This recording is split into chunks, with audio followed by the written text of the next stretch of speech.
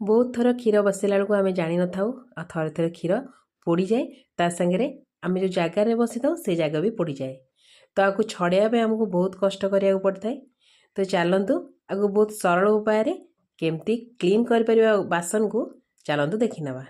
प्रथम तो से बासन टी गैस रे बसैकी ताकू टिके पानी देकी टिके फुटेई से भीम सोप जदि थी आपणकर कि सर्फ जोटा हेले टिके पकईदेवे आ ताकू टिके फुटिया ପାଇଁ छाड़देवे।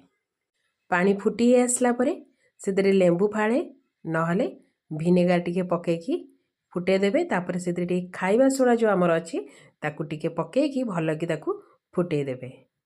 तो देखो ये आमर पानी फुटी आसलानी ता संगे जो पोड़ी जाइथिबा मैला जिनस गुड़िक भी धीरे धीरे बाहरी आसलानी। एबे ताकू तळकू ओल्हेकिनी ठंडा करके भल कि बासन को क्लीन करदेवे।